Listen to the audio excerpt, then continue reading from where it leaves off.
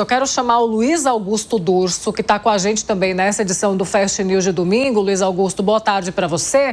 Também quero ouvir bastante sobre esse assunto de você hoje, mas antes de falar sobre isso, eu quero falar também sobre a fala do presidente Lula, porque o presidente Lula se manifestou em relação a esse ataque que aconteceu ontem, né, lá nos Estados Unidos. Ele disse o seguinte, ele publicou há pouco nas suas redes sociais, eu trouxe aqui a publicação dele, e ele disse: a minha solidariedade ao presidente Donald Trump, à primeira-dama Melania Trump e a todos os presentes no jantar com correspondentes em Washington. O Brasil repudia veemente o ataque de ontem à noite. Violência política é uma afronta aos valores democráticos que todos devemos proteger. Quero a sua avaliação em relação a essa fala do presidente Lula. Luiz Augusto Durso, boa tarde para você. Boa tarde, Paula, Fabrício, todos que nos acompanham aqui na Jovem Pan.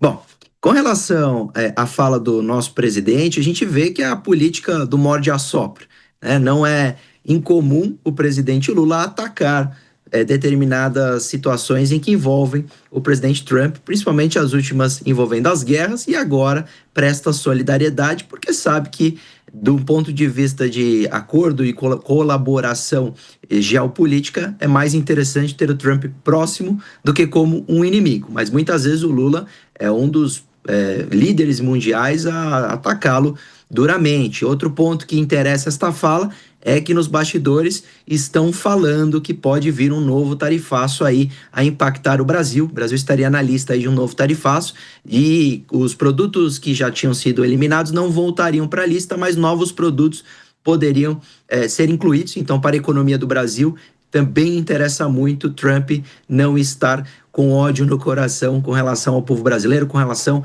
ao nosso presidente. Então, aproveitando-se desse momento de que, claro, não há como estar em outro lado, não há como defender o criminoso ou um terrorista desse, o Lula fez o óbvio, mas tem também interesses políticos por trás. Com relação ao fato em si, Paulo, se me permite adiantar, nos Estados Unidos a situação é gravíssima, né? Os Estados Unidos é uma potência mundial e só pela sua situação já tem problemas graves com terrorismo ou com ataques a presidentes em exercício. Nós já tivemos na história 4 presidentes da República dos Estados Unidos que foram mortos durante o exercício, né, durante um ataque a seu mandato. Então, não seria o primeiro e nem o último a sofrer algum tipo de ataque letal. Trump teve a sua situação gravíssima durante a campanha, mas agora as coisas se agravam, porque, claro, nós vemos também os Estados Unidos envolvidos na situação da guerra do Irã, a situação junto à Venezuela, né, Nicolás Maduro e tantos outros embates que Estados Unidos hoje estão à frente por causa de um governo que Donald Trump não mede esforços com relação a medidas duras, aquilo que ele acredita em defesa do povo americano. Com certeza, de fato é importante para o governo brasileiro. Eu quero voltar com o Fabrício Naitz, que é aqui com a gente, que está aqui nos estúdios do Fast News da tarde de hoje. É importante para o governo brasileiro se manter ao lado, próximo ao menos, do governo dos Estados Unidos, com base também nos últimos acontecimentos, nos últimos atritos entre os dois presidentes. Agora, Fabrício Naitz, que vamos falar sobre o esquema de segurança lá nos Estados Unidos em volta do presidente Donald Trump, porque é muito curioso a gente pensar que com os últimos acontecimentos, últimos ataques já ao presidente Donald Trump e últimos ataques também a outras pessoas envolvidas ali na política de Donald Trump, é curioso a gente pensar que um homem conseguiu atravessar uma barreira de segurança, conseguiu se aproximar do presidente Donald Trump em um evento em que o presidente Donald Trump estava. Queria que você explicasse para a gente como é que funciona esse esquema de segurança norte-americano em volta ali do presidente norte-americano. E como que esse esquema precisa ser reforçado também a partir de agora? Paula, o serviço secreto é o responsável direto pela segurança de qualquer presidente dos Estados Unidos, inclusive de ex-presidentes dos Estados Unidos também e candidatos à presidência dos Estados Unidos, como foi o caso de Donald Trump em 2024 em Butler, na Pensilvânia, quando um tiro de fuzil passou ali de raspão na cabeça de Donald Trump. Aquele caso foi muito mais preocupante do que esse, pelos efeitos diretos que ele causou, inclusive com a morte de 2 pessoas, se não me falha a memória, que estavam ali acompanhando o discurso do então pré-candidato republicano Donald Trump em julho de 2024. Geralmente, esse tipo de evento, sempre que Donald Trump tem uma agenda confirmada em qualquer lugar que seja, o serviço secreto é responsável por fazer toda a análise, a varredura no ambiente, o isolamento do local para garantir que ninguém mal intencionado possa se aproximar do presidente, possa causar qualquer atentado que seja. Não é inédito na história dos Estados Unidos. Inclusive, outros períodos da democracia norte-americana no século passado foram tão acirrados quanto os atuais. As décadas de 60 e 70 são marcadas, por exemplo, por assassinatos e tentativas de assassinatos de presidentes dos Estados Unidos. Foi assim, por exemplo, com John Kennedy, que morreu em um desfile, estava em um carro aberto, numa limusine aberta e acabou, num carro conversível e acabou sendo alvo de um tiro na cabeça e morreu no local. Outros presidentes norte-americanos também foram alvos de tentativas de assassinato no século passado. Então, é o serviço secreto quem é o responsável por fazer toda essa varredura, por identificar possíveis falhas no ambiente onde o presidente estará presente e evitar que haja qualquer possibilidade de um ataque. Eu quero interromper o Fabrício só um minuto para dizer um ponto que ele tocou com a gente agora, mas a esposa de John Kennedy estava no evento ontem à noite com o presidente Donald Trump e esse evento, inclusive, a esposa dele estando lá nesse evento, isso deixou ela bastante preocupada, né, Fabrício? O que a gente, imagino, Paula, perdão, que você esteja falando de Erica Kirk, que é a viúva de Charlie Kirk, Isso. que morreu assassinado também ano passado numa universidade nos Estados Unidos. Ela também deixou o local ali bastante emocionada num vídeo que foi divulgado depois nas redes sociais, dizendo que não queria falar com ninguém, só queria mesmo ir para casa. Se tornou um nome muito marcante, tanto de Charlie Kirk, obviamente, mas o da viúva Erica Kirk tem marcado bastante a política norte-americana nesses últimos meses, desde o atentado no ano passado.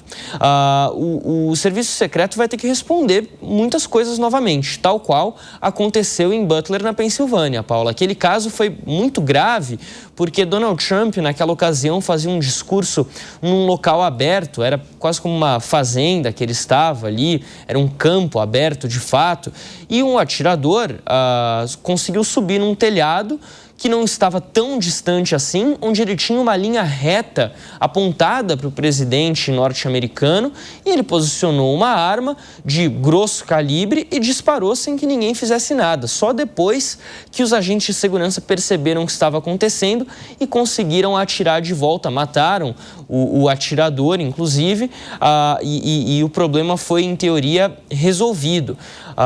O presidente Donald Trump citou ontem, inclusive, na coletiva, que o prédio onde ele estava, que o hotel onde foi realizado esse evento, era um hotel que tinha fraquezas, falhas de segurança no sentido da sua estrutura. Bom, se há algum tipo de falha de segurança, aí cabe ao serviço secreto fazer todo tipo de inspeção e evitar que uma coisa dessas aconteça, né? Outra coisa que deve ser questionada, como é que uma pessoa consegue entrar com uma arma em um prédio onde está o presidente dos Estados Unidos? Aliás, um prédio onde está qualquer presidente, né? Não só dos Estados Unidos. Mas como é que uma pessoa consegue entrar armada nesse tipo de ambiente? Eram mais de 2.000 convidados nesse jantar dos correspondentes da Casa Branca. Será que esses convidados, nenhum deles passou por uma revista na entrada? Você vai entrar, por exemplo, em um estádio nos Estados Unidos, um evento esportivo, qualquer arena, você passa por uma revista bastante severa. inclusive com detectores de metais. Você vai embarcar num avião, é a mesma coisa. Detectores de metais, raio-x, um evento com o presidente, sem esse tipo de fiscalização, sem esse tipo de medida de segurança na entrada, é de se questionar e se questionar muito a qualidade do serviço de segurança dos Estados Unidos, principalmente ligado à Casa Branca, ligado à presidência. O diretor do FBI, Kash Patel, está sob muita pressão mesmo. Inclusive, algumas fontes da imprensa norte-americana afirmam que ele está prestes a ser demitido pelo presidente Donald Trump. E ele falou ontem na coletiva que o que os Estados Unidos viram foi o melhor e o pior do país. O pior no sentido de um atentado possivelmente com caráter político, né? Ainda quem vai afirmar isso são os investigadores, é a justiça norte-americana. Mas, obviamente, tudo indica que foi realmente um atentado de caráter político e que isso é o pior dos Estados Unidos. Agora, que o melhor foi a qualidade do trabalho prestado depois pelos agentes de segurança. Também é um pouco questionável essa frase de Kash Patel, porque se a qualidade fosse muito boa, o atentado nem teria acontecido. É inadmissível uma coisa dessas acontecer nos Estados Unidos, ainda mais com Donald Trump, que já passou por 2 tentativas de assassinato nos últimos 2 anos. Esse caso que a gente falou de Butler, na Pensilvânia, durante a pré-campanha, e meses depois, um homem que entrou armado nas proximidades ali do condomínio de Mar-a-Lago, onde Donald Trump vive na Flórida, ou vivia antes de voltar à Casa Branca na Flórida, enquanto ele jogava golfe. E naquela ocasião também, um homem estava ali armado, ele foi... a presença dele foi identificada por agentes de segurança que depois conseguiram prendê-lo. Mas 2 vezes isso aconteceu com Donald Trump só nos últimos 2 anos. Mostra que há algum tipo de falha muito grave. Em 2024, ele podia criticar o serviço secreto, em teoria comandado por Joe Biden, pelo Partido Democrata. Agora, é ele próprio que está no comando da Casa Branca, que tem o comando das instituições. Então, agora a responsabilidade recai sobre o próprio governo norte-americano que ele representa. Bom, alguém vai ter que responder isso tudo. Com certeza, Fabrício Naires, quero te agradecer, inclusive, pela sua correção. Charlie Kirk foi o ativista aliado morto do presidente Donald Trump, morto no ano de 2025 com atentado lá nos Estados Unidos, inclusive, e a sua esposa que estava no evento na noite de ontem e que, de fato, deve ter ficado aterrorizada, né? Deve ter, enfim, sentido as lembranças do dia da morte do seu esposo, do seu marido. Eu quero chamar aqui o Luiz Augusto Durso, que também está com a gente. Luiz Augusto, em relação às falas do presidente Donald Trump após esse evento, após esse ataque, uma das falas dele é que ele disse ser vítima do impacto que ele provoca nas pessoas. Os Estados Unidos, infelizmente, têm essa cultura difícil de ataques que a gente sempre vê, são ataques recorrentes, e é difícil a gente pensar que a vida do presidente Donald Trump poderia ter sido ceifada, mas ao mesmo tempo isso é algo que pode trazer alguma vantagem, entre aspas, a ele, politicamente falando. Olha, Paulo, a gente precisa ser sincero aqui. O governo Trump é um governo mais agressivo. Muitas vidas também foram ceifadas por decisões desse governo. Essa é a realidade. Numa guerra em que acontece no Irã, nas situações em que ele tem um antagonismo interno muito grande por causa da operação e das consequências dos atos daquele grupo ICE, que persegue o imigrante ilegal, etc. Então, o Trump, ele tem um lado que ele determina e decide com muito rigor e sofre as consequências. Você bem falou, ser presidente dos Estados Unidos já vem com esse ônus super oneroso e agressivo de você possivelmente ser odiado por parte do mundo só por presidir esse país. Agora, nós temos presidências e presidências. Se você pegar, por exemplo, a presidência de Barack Obama ou de Joe Biden, eram presidências mais cautelosas, menos contundentes. Donald Trump tem um perfil muito mais diferente, muito mais agressivo, muito mais severo. E isso resulta, sim, em ele ser mais atacado. Não só atacado do ponto de vista de difamado ou de atacado por agressões verbais, mas um risco real de sua vida. É claro que o evento hoje mostrou uma falha de segurança, mas do outro lado, ela funcionou, mesmo que de maneira retardada, a impedir o grave, né? A situação de uma morte ali, não só de Donald Trump, mas de algum agente envolvido. Não aconteceu nada de mais gravoso, mas demonstra-se sim uma falha de segurança e uma situação em que não pode ser esquecida. Donald Trump é um alvo.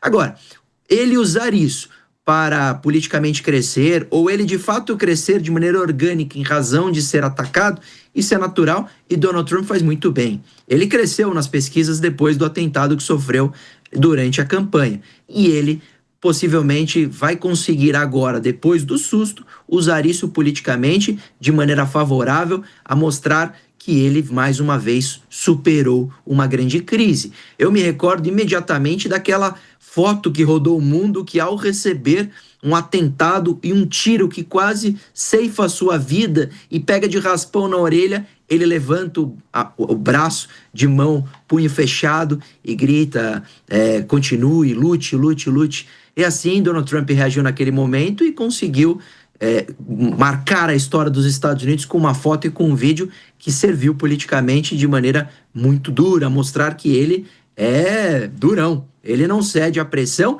nem às agressões físicas. E assim Donald Trump tem esse histórico de reagir com muita coragem a esse tipo de agressão. E assim fará nesse caso específico. Então, o saldo final, ele politicamente é positivo, mas sempre faz lembrar para todos que lá estão envolvidos que não pode nunca, quando se fala dos Estados Unidos, de baixar a guarda. É um país envolvido geopoliticamente em vários conflitos, é um país que hoje internamente tem um racha, uma polarização política, e ele pode sofrer um ataque de dentro. Não precisa ser ataque terrorista, pode ser sim um ataque de motivações políticas, o que é inadmissível, o que ninguém aceita, mas é uma realidade hoje no Brasil e no mundo. Não só nos Estados Unidos, mas aqui também, como aconteceu com o ataque ao ex-presidente Jair Bolsonaro e figuras políticas aqui, mas acontece lamentavelmente no mundo inteiro.